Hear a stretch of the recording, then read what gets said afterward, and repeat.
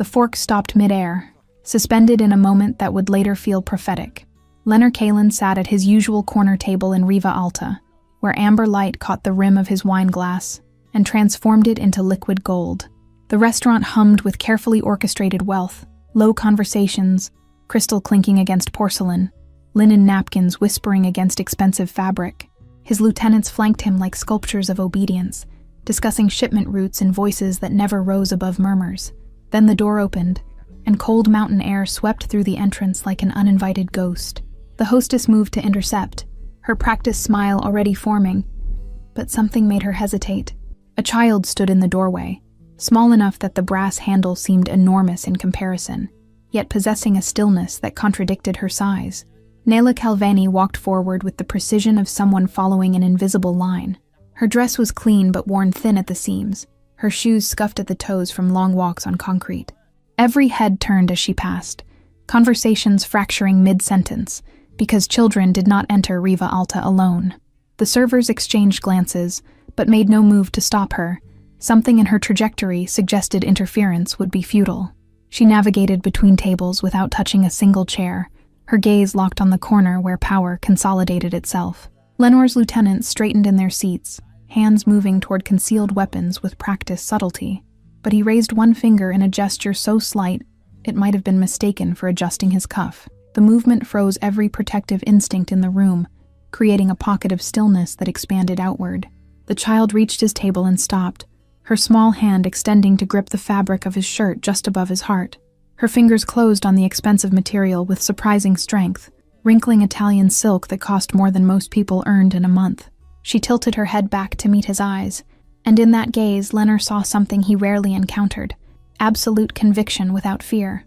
The restaurant held its collective breath, waiting for his response to this unprecedented violation of space and protocol. Tasting forks remained suspended, wine glasses halfway to lips, as if the entire room had been caught in amber. "Your bodyguard beat my mom," she said, her voice clear and steady despite the tremor in her hand. "She won't go home." 4 words that carried the weight of accusation and plea simultaneously, delivered with the simplicity of someone too young to understand the danger of truth. The silence that followed pressed against eardrums like a physical force, heavy enough to crack the carefully maintained veneer of civilized dining. Leonard studied her face with the same attention he gave to contracts worth millions. He noted the faint shadows beneath her eyes that spoke of sleepless nights, the set of her jaw that revealed genetic stubbornness. This was not a child prone to dramatics or lies. This was survival manifesting as courage because no other option remained. Her grip on his shirt never wavered, as if she understood that releasing him meant losing the only chance she would ever have. "Who is your mother?" His voice emerged quiet, almost gentle, but it carried to every corner of the room. The question was not a challenge, but an opening, the first step in a calculation already forming behind his carefully neutral expression. "The woman who fixes violins on the street near the train station." Her answer came immediately, without hesitation, as if she had rehearsed this moment 1,000 times in her mind. Leonard's jaw tightened almost imperceptibly, a micro-expression that his lieutenants recognized as the prelude to consequence. He gestured to the man on his left with 2 fingers, a silent command that required no translation in the language of their world. The lieutenant rose from his seat and disappeared through a side door, his footsteps the only sound in the frozen tableau. Nella's hand remained fisted in Leonard's shirt, her knuckles white with the effort of holding on, while he sat motionless as carved stone, waiting for information that would determine what happened next in this impossible interruption. Minutes stretched into something that felt like hours, measured only by the shallow breathing of a child who refused to let go. The other diners pretended to resume their meals, but every fork moved with mechanical precision. Every sip of wine tasted like cardboard. Leonard reached for his water glass with his free hand and pushed it across the white tablecloth toward Nella.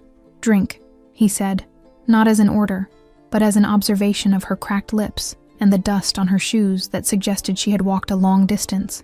She picked up the glass without releasing his shirt, bringing it to her mouth with both hands like a much younger child. Water spilled slightly down her chin, but she drank deeply, her throat working in desperate swallows that revealed how long she had been searching for him. When she set the glass down, their eyes met again, and something passed between them that had no name. It was not sympathy or compassion. Those were luxuries Leonard had discarded years ago, but rather a recognition of will meeting will, of two people who understood that retreat was never an option. The side door opened, and the lieutenant returned, moving with the controlled urgency of someone carrying information that could not wait. He leaned down, his mouth close to Leonard's ear, and whispered words that made the muscles in the boss's jaw flex with barely contained reaction. Leonard's expression remained carved from marble, but something shifted behind his eyes like tectonic plates adjusting beneath calm water. He looked down at Nella's small fist still gripping his shirt, then back up at the lieutenant with a gaze that could have frozen blood. Confirmed? The single word carried enough weight to crush bones, and the lieutenant nodded once, his face pale despite his dark complexion. Warren took her 3 days ago. Said she saw something during the shipment transfer near the industrial zone. The lieutenant's voice dropped even lower, as if speaking the words too loudly might invoke something dangerous. She's been held in the abandoned warehouse on Fisher Street, the one we use for temporary storage. He claimed she needed to be convinced not to talk. Lenor's free hand curled into a fist on the table, his knuckles going white against the dark wood. Warren was one of his outer circle, a bodyguard with authority to protect operations, but never to act without explicit orders involving civilians. The restaurant's ambient noise seemed to drain away entirely, as if someone had turned down the volume on reality itself. Lenor's breathing remained steady, but those who knew him recognized the stillness that preceded volcanic eruption, not of heat, but of ice that burned deeper than any flame. Was there something to see? His question came soft as silk and sharp as a razor's edge, each word precisely enunciated. The lieutenant shook his head quickly, fear making his movements jerky despite his training. No, sir. Warren was conducting personal business on company time, trying to shake down the luthier shops for protection money without authorization. He used my name. It was not a question, and the lieutenant's silence confirmed what Leonard already knew, that someone wearing his authority like stolen clothing had created this situation, had brought this child to his table with accusations that carried the terrible weight of truth. Leonard stood slowly, the movement causing Nella to stumble slightly but not release her grip on his shirt. He looked down at her, and for the first time since she had entered, something almost human flickered across his features. Not kindness, but something more complex, a recognition of debt incurred through another's error. Take me to her. Nella's voice came small but firm, and Leonard realized she had not just come to accuse but to lead, to ensure that words translated into action. He nodded once, a gesture that sent ripples of shock through every observer in the room. Leonard Kalin did not follow children, did not allow anyone to dictate his movements. Yet here he was, allowing this small hand to guide him toward the door like a compass pointing toward something he could no longer avoid. The night air hit them like a wall of ice as they stepped outside Riva Alta, the contrast with the restaurant's warmth sharp enough to steal breath.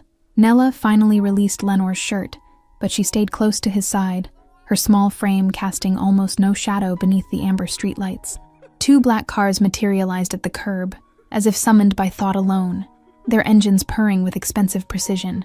Leonard's remaining lieutenants emerged from the restaurant behind them, forming a protective semicircle that spoke of trained efficiency and unquestioned loyalty. He opened the rear door of the first car himself, a gesture so unexpected that his men exchanged quick glances. "Get in," he told Nella, and she climbed into the leather interior without hesitation, sliding across the seat to make room for him. The car pulled away from the curb with the second vehicle following close behind, heading toward Boulder's industrial district where legitimate business dissolved into shadow. Nella sat with her hands folded in her lap, her small body rigid with tension that had nothing to do with fear of the man beside her. "How did you know where to find me?" Leonard asked, his voice neutral, genuinely curious about the mechanics of this impossible intersection. "I asked people in the street where the man in charge goes to eat." Her answer came simple and direct, revealing a logic that was both childlike and terrifyingly practical. "I waited outside for 3 nights until I saw your car. Tonight I had enough courage to go in." Leonard absorbed this information in silence, processing the image of this small girl conducting surveillance with the patience of a trained operative. The streetlights painted moving patterns across her face as they drove, illuminating features that bore striking resemblance to someone he suddenly needed to see. The city changed around them, elegant storefronts giving way to chain-link fences and corrugated metal. The Flatirons loomed dark against the star-scattered sky, their massive presence a reminder that human concerns were temporary against the permanence of stone. Fisher Street appeared like a scar across the landscape, lined with warehouses that had seen better decades and now served purposes their original architects never imagined. The cars slowed, their headlights catching graffiti and broken windows, until they stopped before a building that looked abandoned, but wasn't. Two men stood outside the rolling door, their postures shifting from casual to alert as they recognized the vehicles. Leonard emerged from the car before it fully stopped, Nella scrambling out behind him with determination that bordered on desperation. "Open it!" The command carried across the cold air with perfect clarity, and the guards moved to comply without question or delay. The metal door rolled upward with a grinding shriek that echoed off surrounding buildings, revealing darkness punctuated by a single hanging bulb. The light swung slightly in the draft created by the opening door, casting moving shadows that made the interior seem to breathe. Leonard stepped inside, and the temperature dropped further, the warehouse absorbing cold and holding it like a living thing. His eyes adjusted quickly, taking in the scattered wooden crates, the smell of motor oil and something else, fear, sharp and acrid. Nella pushed past him with sudden urgency, running toward the back corner where the darkness gathered most densely. Her footsteps echoed on concrete, small and frantic, until they stopped abruptly at a shape huddled against the far wall. "Mom!" The word tore from her throat with enough force to crack, and Leonard watched as the shape moved, becoming human, becoming a woman who raised her head with obvious effort. Fiona Calvini sat with her back against rough brick, her wrists showing marks that told their own story of restraint recently removed. Her face carried bruises in various stages of healing, purple and yellow and green, a timeline of violence mapped across delicate features. But her eyes, when they fixed on her daughter, then shifted to the man silhouetted in the doorway, held something that made Leonard pause. Not gratitude, not relief, but a kind of weary recognition, as if she had always known this moment would arrive in some form, had been waiting for the consequence of being in the wrong place at the wrong time in a city where power operated by rules most people never saw. Leonard moved forward with measured steps, his presence filling the warehouse like water flooding into empty space. His lieutenants fanned out behind him, their faces carved from stone, as they took in the scene that represented a catastrophic failure of protocol. Fiona pushed herself upward along the wall, her movements slow and careful, as if testing which parts of her body still functioned properly. Nella wrapped her arms around her mother's waist, pressing her face against fabric that smelled of sweat and concrete dust, and days without sunlight cut her loose completely. Leonard's words fell into the silence like stones dropped into deep water, and one of his men produced a knife that gleamed under the swinging bulb. But Fiona raised a hand, stopping the approach. "Already done," she said, her voice rough from disuse but steady underneath. "Your men cut the ropes when they heard the cars. I've been sitting here trying to remember how to stand." The statement carried no accusation, only fact delivered with the precision of someone who understood that emotion was a luxury she could not yet afford. She finally managed to straighten fully, one hand braced against the wall, the other resting on her daughter's head. Leonard studied her with the same intensity he had given Nella, cataloging details that told a story beyond the visible bruises. Her hands showed calluses in specific patterns, not from manual labor but from skilled work requiring precision. The way she held herself suggested discipline, perhaps dance training or martial arts, something that taught the body to move with intention even when broken. Fiona Calvini. He spoke her name as a statement, not a question, and she nodded once in confirmation. "The luthier who works on Maple Street, above the bookstore with the green awning." Her response contained more information than necessary, establishing location and legitimacy, proving she was not invisible even if she had been treated as such. Leonard's jaw tightened fractionally. "Warren claimed you witnessed a shipment transfer, that you needed to be silenced before you talked to authorities who would never have believed you anyway. I witnessed him stealing from a delivery truck behind the music shop at 2 a.m. Fiona's correction came quiet but firm, each word chosen with the care of someone who understood that truth was her only weapon. He was taking boxes that didn't belong to him, marking them as damaged when they were perfectly intact. When he saw me closing up the workshop, he decided I was a problem that needed containing. The explanation shifted the entire framework of the situation from operational security to common theft. Warren had not been protecting Leonard's interests, but covering his own criminal enterprise conducted under borrowed authority. "How long?" Leonard asked, and Fiona understood he was not asking about her captivity, but about Warren's operation. Based on the quantity he was moving, months, maybe longer. She paused, then added with deliberate precision, "He told me you had ordered my silence, that speaking would endanger my daughter more than staying quiet ever could. The manipulation was elegant in its cruelty, using Leonard's reputation as a weapon without his knowledge or consent. Warren had created a perfect trap, one that relied on fear of power rather than power itself, and in doing so had made Leonard complicit in violence he never authorized. He was wrong. The two words emerged from Leonard like a verdict, final and absolute, carrying weight that made the temperature in the warehouse seem to drop further. Fiona met his gaze directly, and something passed between them that Nella was too young to understand.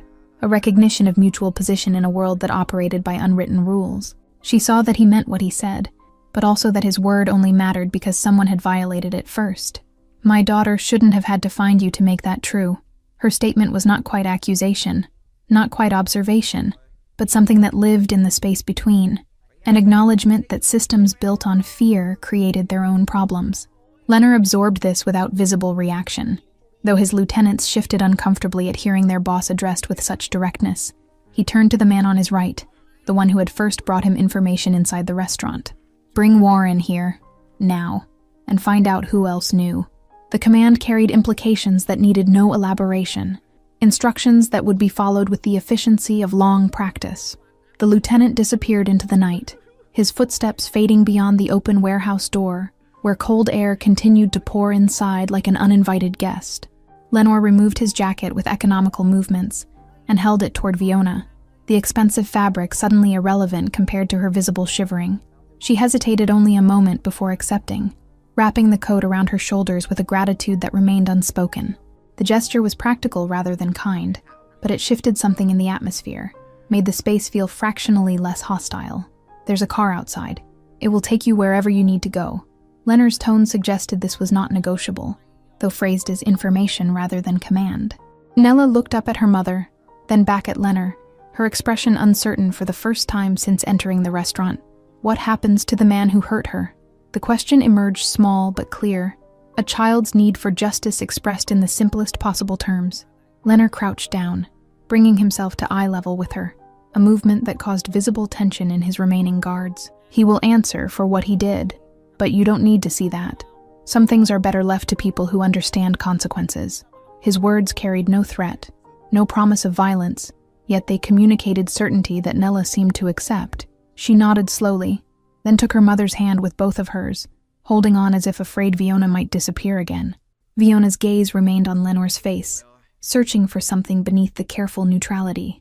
Will answering include why he thought he could use your name as permission? Or is this just about theft? The question demonstrated an understanding of organizational structure that surprised him, suggesting she saw more than most civilians ever did.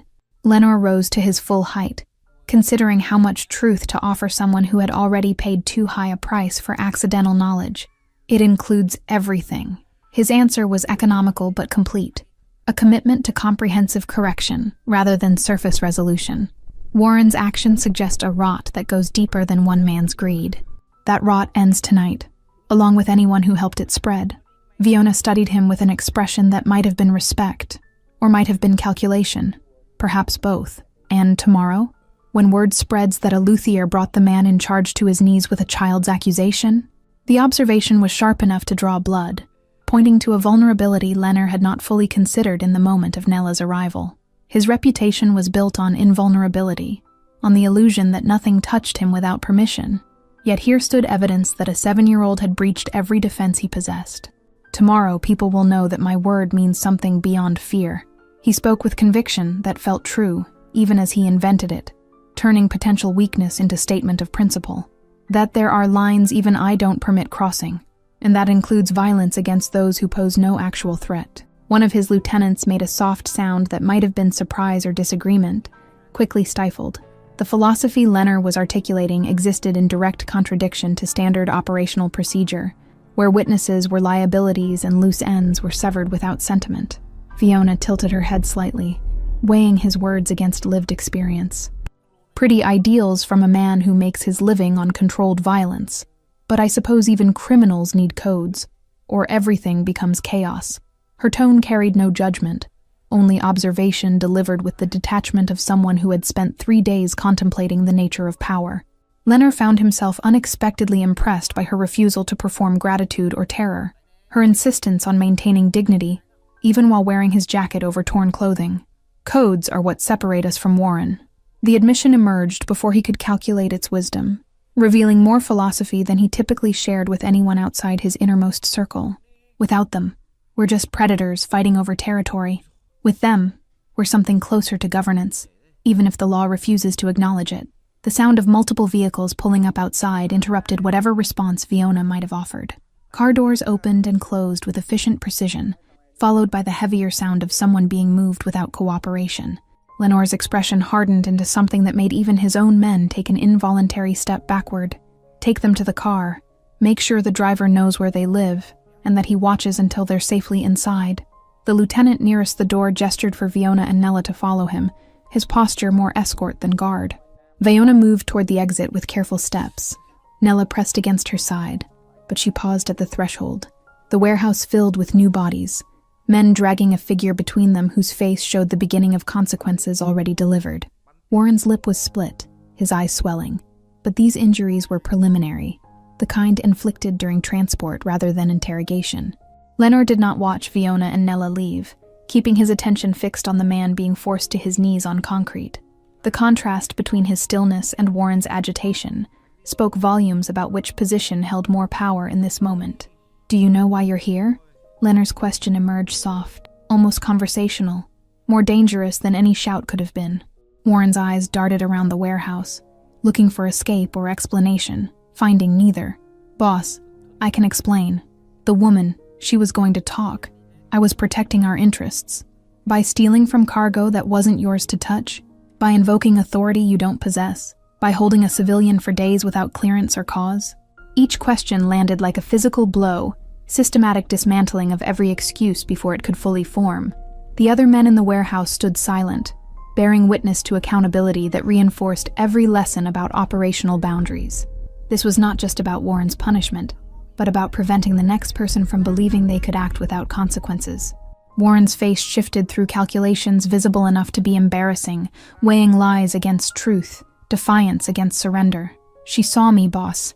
I couldn't just let her walk away knowing you were a thief?" Lenore's interruption was surgical. "Not that you were protecting my shipments, but that you were robbing them. That's what she witnessed, Warren. Your personal criminal enterprise conducted under my protection." The distinction mattered, separating organizational necessity from individual corruption. Warren's breathing grew ragged as he realized his defense had become his indictment, that every word confirmed rather than excused his actions. "The problem isn't that you made a mistake." Lenore circled slowly, his footsteps echoing off concrete walls. "The problem is you made it in my name. You told that woman I ordered her silence. You made her daughter believe I authorized violence against her mother."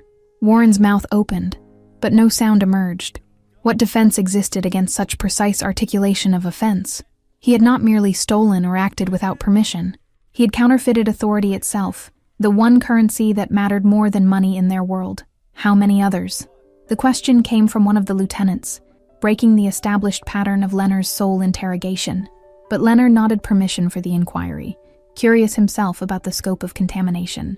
Warren's silence provided answer enough, guilt readable in every line of his body. 3 weeks passed, like water flowing around stone, reshaping the landscape without announcing its progress.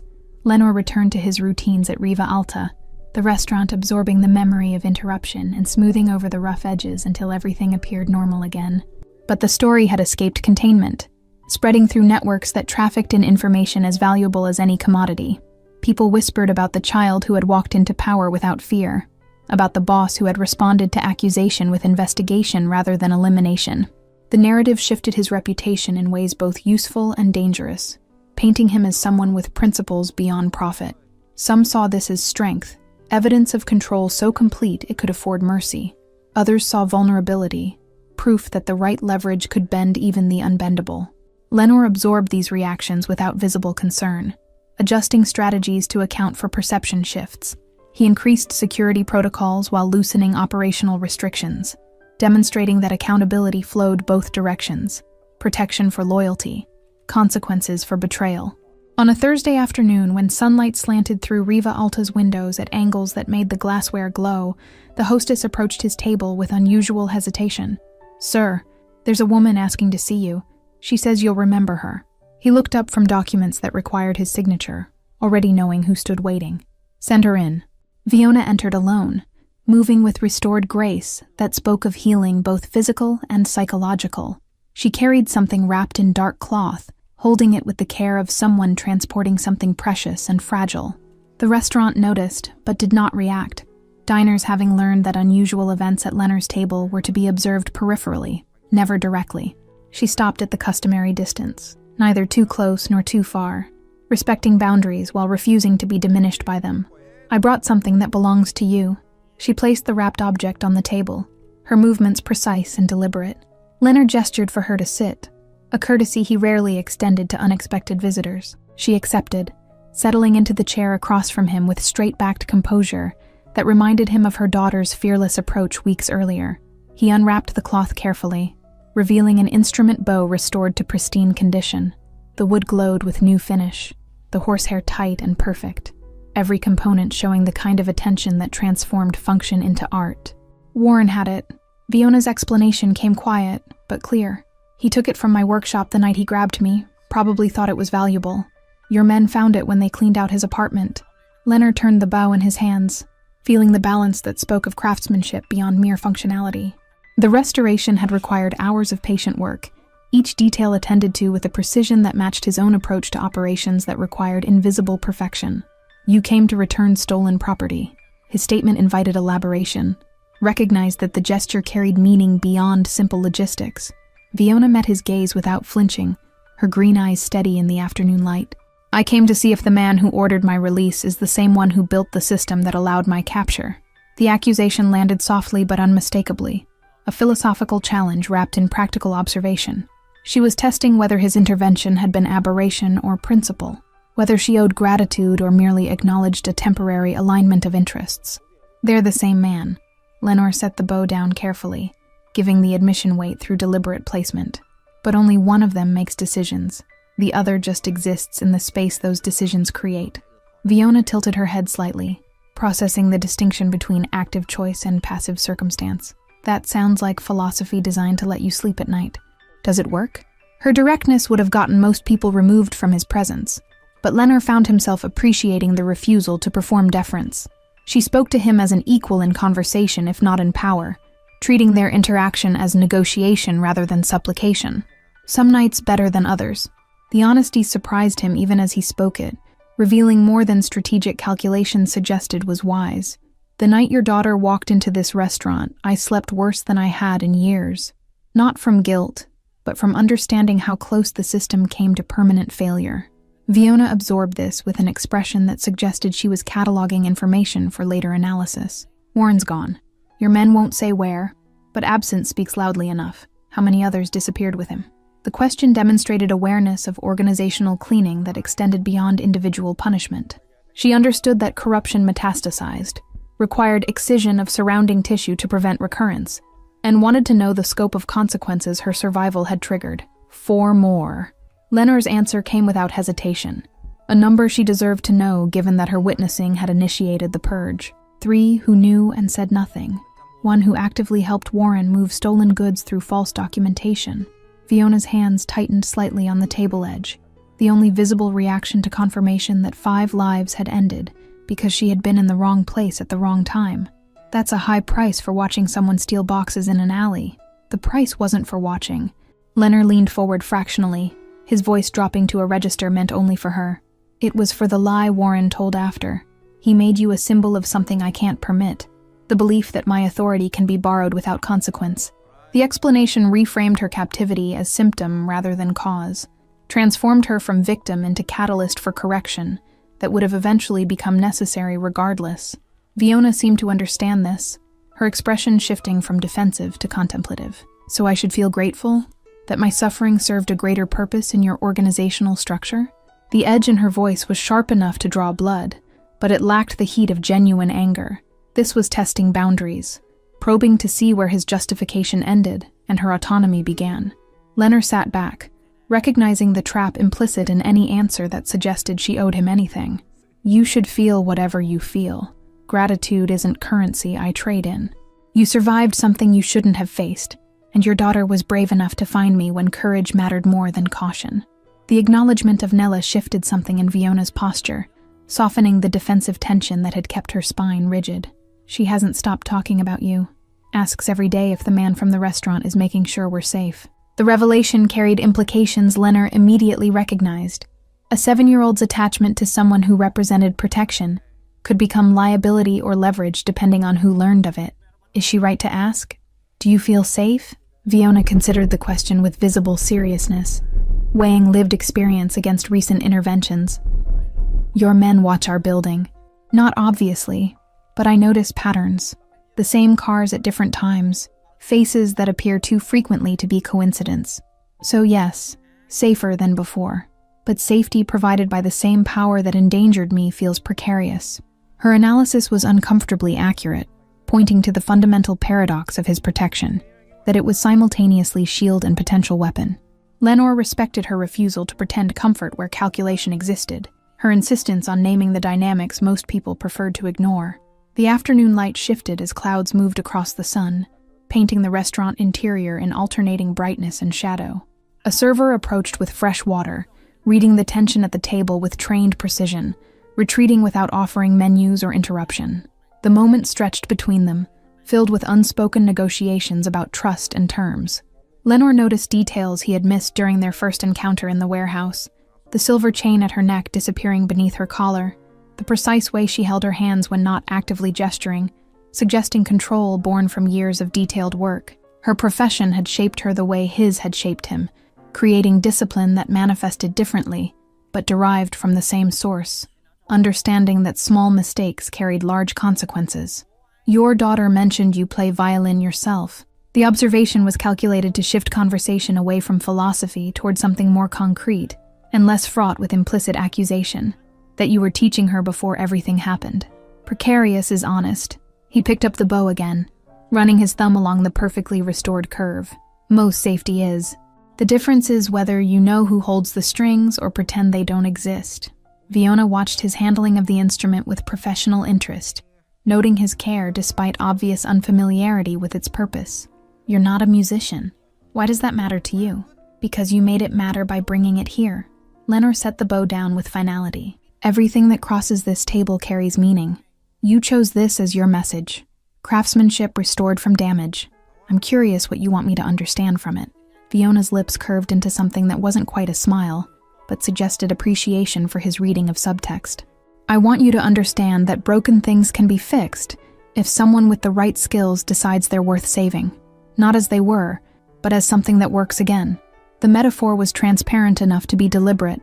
She was speaking about herself, about systems, about the possibility of repair without erasure of damage. Lenore absorbed the message, recognizing both its wisdom and its implicit challenge to his usual methods of problem resolution. "I don't fix things." His response came flat and definitive. "I replace them or remove them. Fixing requires patience I've never cultivated and faith in transformation I've never possessed." Fiona leaned forward slightly, her intensity matching his in different frequency. "Then maybe you should learn, because your replacement solution almost killed someone whose only crime was closing up her workshop at the wrong hour." The accusation was fair enough that Lenner couldn't deflect it, so he absorbed it instead, letting the weight settle into calculations about how he structured authority and accountability. She was right. His system optimized for efficiency over precision, for elimination over rehabilitation. "If I wanted to learn," he said carefully, testing words before committing to them, "where would someone teach that particular skill, metaphorically speaking?" Fiona studied him for a long moment, searching for mockery or manipulation, apparently finding neither. "I opened a new workshop, near the river, past the old mill on Arapahoe. I restore instruments that most people think are beyond saving. Water damage, fire damage, decades of neglect." The information was offered casually, but Lenner recognized the invitation hidden within practical details. She was telling him where to find her, establishing that his presence would be interpreted as genuine interest, rather than surveillance or threat. Instruments.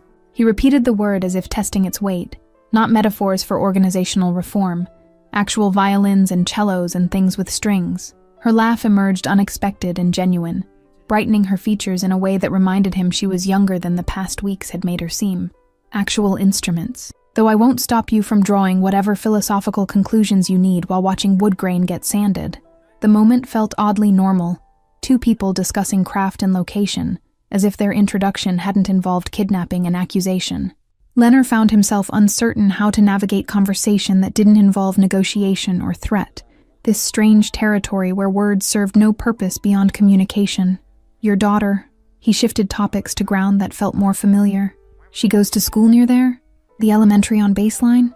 Fiona's expression sharpened immediately, maternal protection activating at the mention of Nella, in context of his knowledge. She does. Why do you ask? Because children who demonstrate that kind of courage deserve to grow up without looking over their shoulders. Lenore kept his tone neutral, factual. I wanted to make sure the protection extends to the places she actually spends time, not just the building where she sleeps. The explanation seemed to satisfy something in Fiona's assessment, her shoulders dropping fractionally from defensive height. Your men already know her route. They've been following it for 2 weeks, always far enough back that she doesn't notice, but close enough to intervene if necessary. Her awareness of his surveillance network shouldn't have surprised him. She had already demonstrated observational skills sharper than most civilians possessed. Does that bother you, knowing we watch? A couple at a nearby table laughed at something private, the sound jarring against the weight of their conversation. Fiona glanced toward the noise, then back to Leonard, as if measuring the distance between normal life and the one she currently inhabited. The restaurant existed in both worlds simultaneously, a place where ordinary people celebrated anniversaries while transactions that determined the city's hidden architecture happened 3 tables away. I teach her to notice patterns now, Fiona said quietly, returning to his question about Nella's awareness, not to make her paranoid, but to give her tools I never had. She knows which cars belong in our neighborhood, which faces appear too frequently, how to recognize when someone is watching versus when someone is hunting. The admission revealed parenting philosophy shaped by trauma, a mother preparing her child for a world that had already proven dangerous. Lenore understood this instinct. His own father had taught him similar lessons, though the threats they'd faced came from different sources and required different defenses.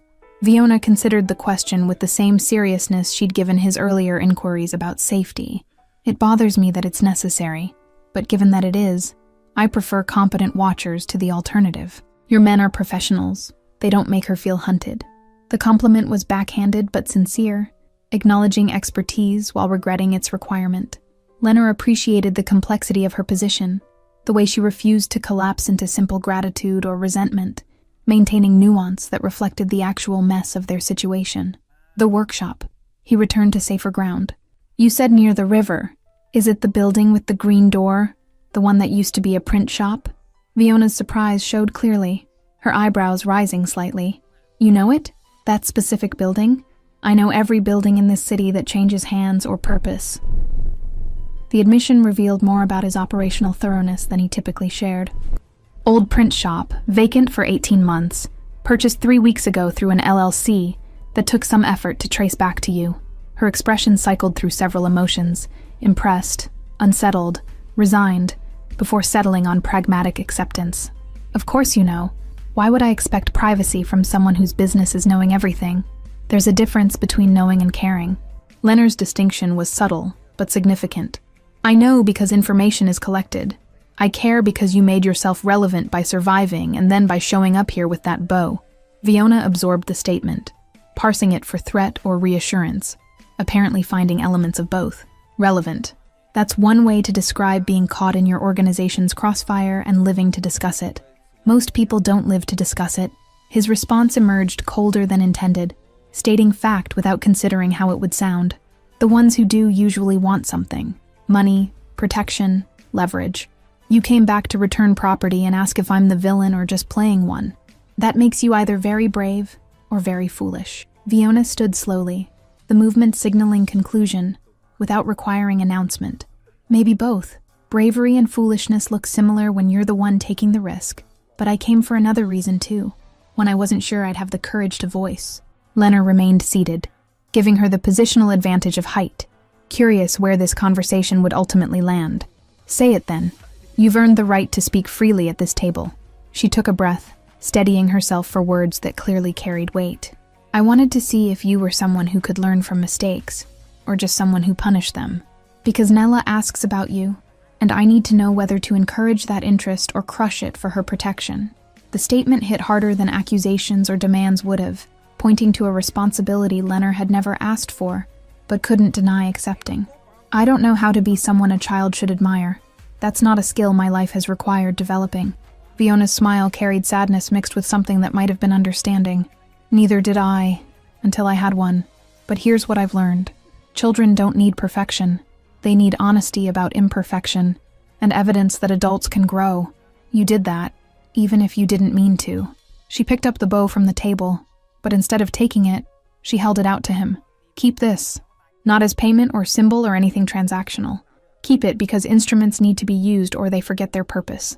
If you ever want to understand fixing instead of replacing, bring it to the workshop. I'll show you how restoration works." Leonard took the bow, feeling its weight settle into his palm with unexpected rightness. "This feels like a test I don't know how to pass." "It's an invitation, not a test," Fiona corrected gently. "Tests have right answers. Invitations just require showing up and being willing to learn something you didn't know before." She turned to leave, but paused after 2 steps, looking back over her shoulder with an expression that was hard to read. "Thank you for releasing her, for believing Nella when belief mattered, for whatever version of justice you delivered that I'll never see details of. Those things matter, even if they don't erase what came before." Leonard nodded once, accepting the gratitude without diminishing it with false modesty or philosophical deflection. "Your daughter is remarkable. Whatever you're teaching her about courage and timing, don't stop." Fiona's departure left silence in her wake, the restaurant's ambient noise flowing back in to fill the space she had occupied. Leonard sat with the bow across his lap, running his fingers along wood that had been destroyed and remade into something functional and beautiful. 3 months passed with the patient inevitability of seasons changing in the mountains. Autumn painted the flatirons in shades of rust and gold, the aspen trees transforming hillsides into cascading color that tourists photographed and locals appreciated with quieter reverence. Lenor's routines continued with their established precision. Meetings at Riva Alta, negotiations in offices where expensive art disguised the nature of transactions, the endless maintenance of empire built on control and calculation. But something had shifted in the foundation, a hairline fracture that didn't weaken the structure, but changed how light moved through it. His lieutenants noticed the change without commenting directly, their observations manifesting in careful questions about priorities and strategic direction. They watched him deflect a confrontation that would normally have escalated to violence, choosing negotiation instead, and wondered if the boss was losing his edge or discovering something sharper. The organization adapted around his subtle transformation, uncertain whether to be concerned or impressed. The bow in his car became a subject of silent speculation among those who drove with him or waited outside meetings. No one asked its significance, because asking would acknowledge they'd noticed, and noticing meant caring about something beyond operational efficiency. But the object accumulated meaning through repetition, becoming a symbol whose interpretation varied depending on who observed it and what they needed to believe about the man who kept it there.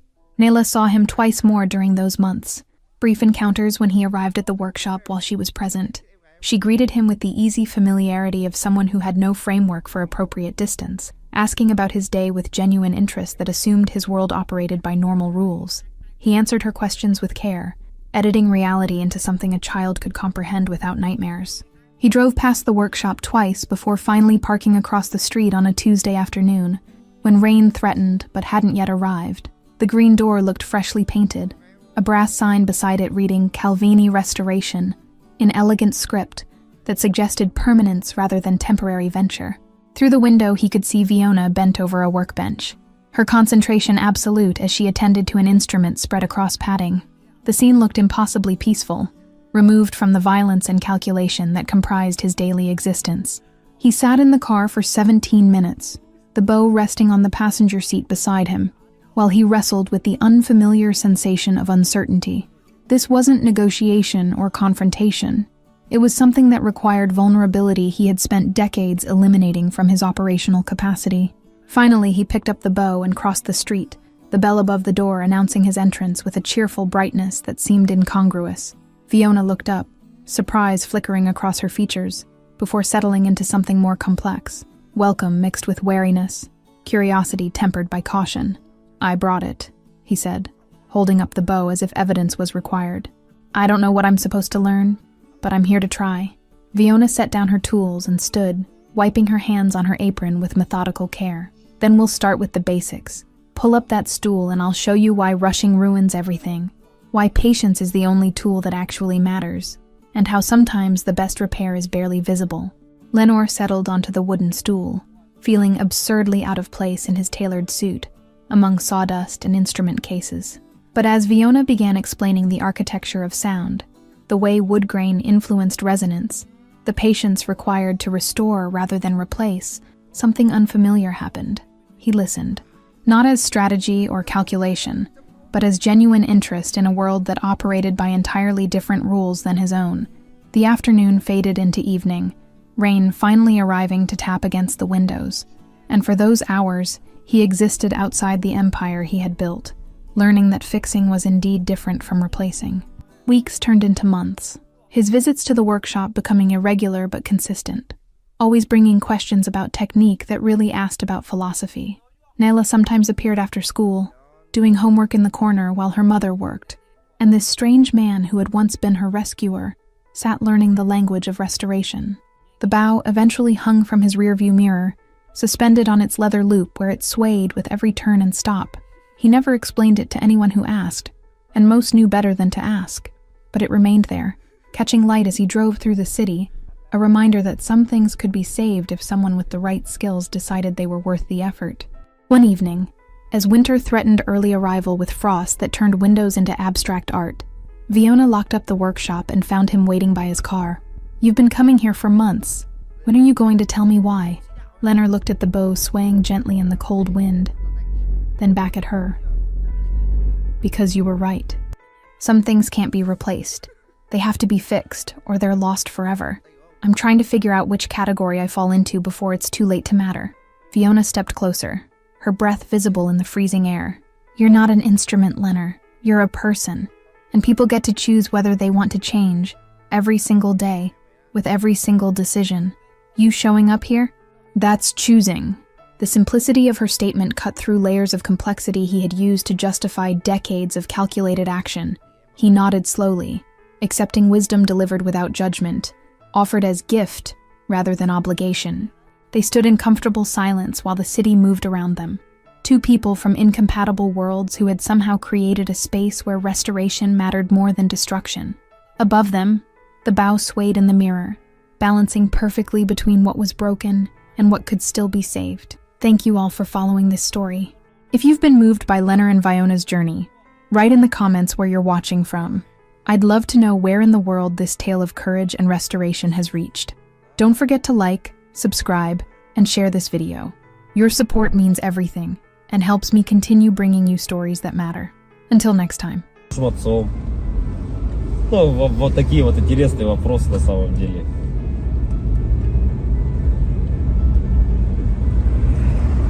И, наверное, вот для бедных людей тоже, ну, как бедных, я имею в виду финансово, которые, ну, зависимые финансово сильно. Богатые — это независимые финансово. Да, им пофиг вообще, там, что сколько стоит, не считают ни копейки. И вот бедный человек, что может держать его в морально нормальном состоянии?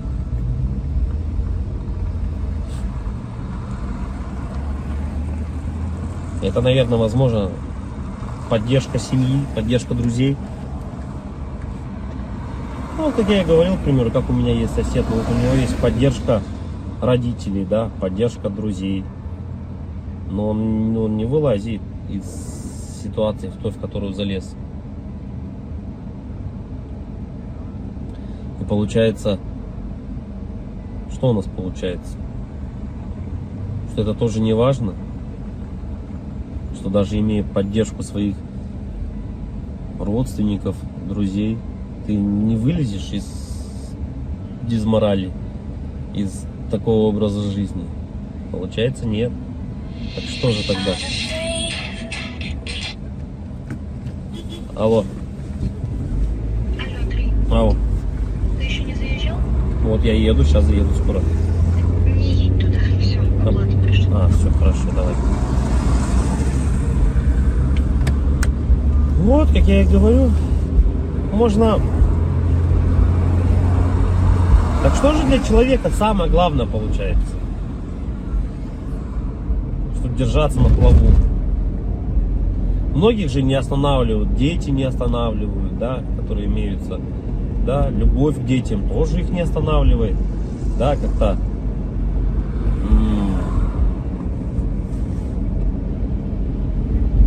поддержка,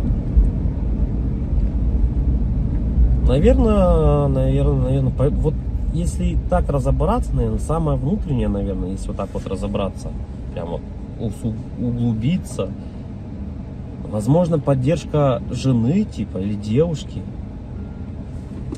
если прям вот глубоко внутрь копнуть, тоже на самом деле не всегда. Но если у тебя есть девушка и жена, ты на ежедневной основе с ней общаешься, с ней видишься. Это единственный человек, по сути, да, который, наверное, важен в твоей жизни, который может дать дельный типа совет.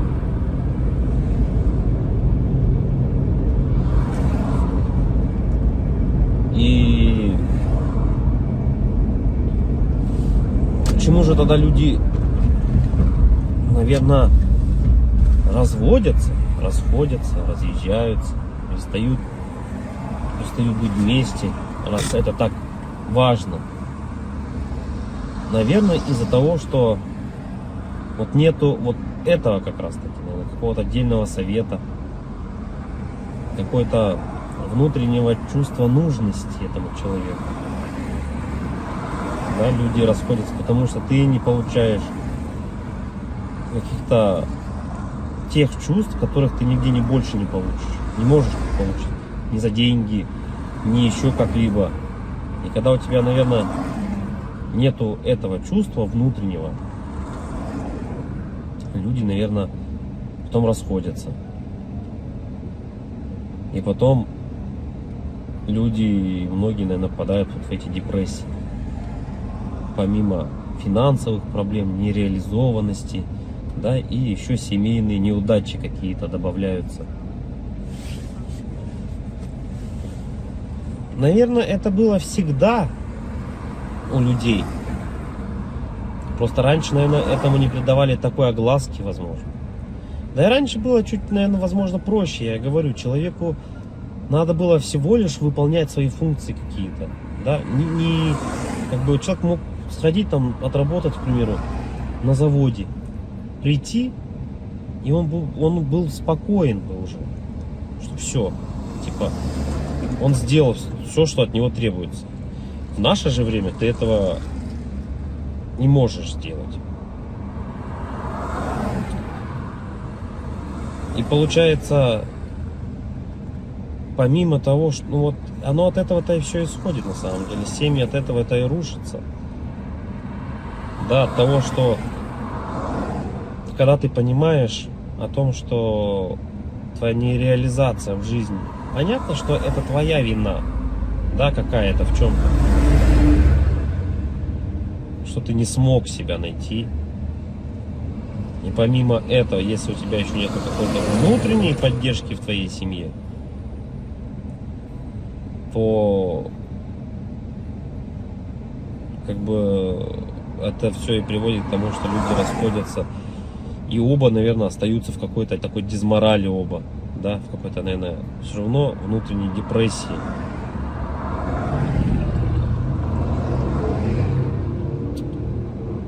Короче, и как же избежать этого всего, наверное, главный вопрос. Тут, наверное, несколько вариантов. В наше время, наверное, это наверное, не опускать руки никогда, в первую очередь. Если взять со стороны мужчины, да, то в наше время, наверное, главное не то, типа, сколько он зарабатывает, а главное, чтобы, наверное, не опускать руки. Потому что работа примерно плюс-минус вся одинаковая. Плюс-минус везде она одинаково оплачивается. Да, но хотеть и стараться чего-то большего и не опускать руки, наверное, это одно из самых главных вещей. Да, стараться и хотеть чего-то большего. И тут вступает, наверное, вот это вот как раз таки еще и семейная поддержка, да, любовь, нежность, да, какая-то, поддержка словесная. И это, наверное, все сохраняет в тебе мотивацию к стремлению, к жизни, к желанию добиться чего-то большего. Можно не хотеть ничего на самом деле, да, устроиться в какую-то организацию, зарабатывать 100 тысяч рублей, но тебе этих денег явно не будет хватать. И в оконцове ты опять-таки поймаешь, наверное, эту дезмораль. Потому что все оно по кругу крутится. И потом люди на СВО уходят, умирают за 5-7 миллионов рублей. И я не думаю, что это кого-то осчастливит. Ну, во всяком случае, данного человека точно это не осчастливит.